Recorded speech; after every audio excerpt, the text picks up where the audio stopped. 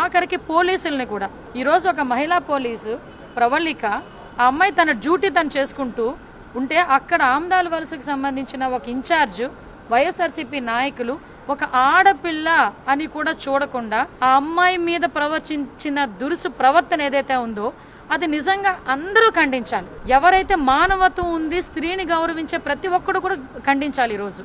ఎందుకంటే ఆ అమ్మాయి తన డ్యూటీ తను చేసుకుంటా ఉంటే ఆ అమ్మాయిని అబ్స్ట్రాక్ట్ చేయటమే కాకుండా, పాప మహిళా ఎస్ఐని అబ్స్ట్రాక్ట్ చేయటమే కాకుండా ఎక్కడ పడితే అక్కడ చేతులు వేసి చేతులతో పాటు ఆ అమ్మాయిని తొయ్యటం. ఆ అమ్మాయి తన డ్యూటీ చేయడానికి జస్ట్ ముందుకు వచ్చినప్పుడు అందరూ కూడా అమ్మాయిని చుట్టుముట్టి ఆ అమ్మాయి మీద చాలా జుగుప్సాకరమైన ప్రవర్తన చేయటమే కాకుండా ఆ అమ్మాయిని అంత ఇబ్బంది పెడతా ఉంటే దాని గురించి మాట్లాడడం మానేసి ఈ రోజు ఒక నిందితుడిని పరామర్శించడానికి అక్కడికి వెళ్లి పరామర్శ పేరుతో డ్రామాలు ఆడటమే కాకుండా ఈ రోజు ఒక మహిళా ఎస్ఐ మీద వాళ్ళు ప్రవర్తించిన తీరు మాత్రం అతి జుగుప్సాకరం. ప్రతి ఒక్కరు ఖండించాలి, పార్టీలకు అతీతంగా.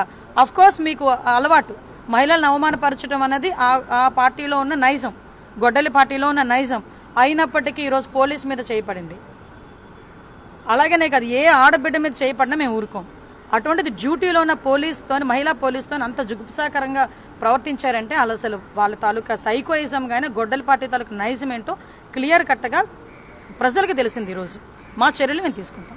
నిజంగా జగన్మోహన్ రెడ్డికి చిత్తశుద్ధి ఉంటే ఆ నాయకుడి మీద చర్యలు తీసుకుంటాడా, ఆ నాయకుడి గురించి ఏమైనా మాట్లాడతాడా?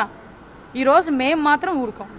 ఎందుకంటే ఆడబిడ్డ మీద మామూలుగా ఉన్న ఏ ఆడబిడ్డ మీదైనా అఘాయిత్యం చేస్తేనే ఎట్టి పరిస్థితుల్లోనే ఊరుకోమని మా సీఎం గారు చాలా క్లియర్ డైరెక్షన్స్ ఇచ్చారు. సో ఎట్టి పరిస్థితుల్లోనే చర్యలు తీసుకుంటాం.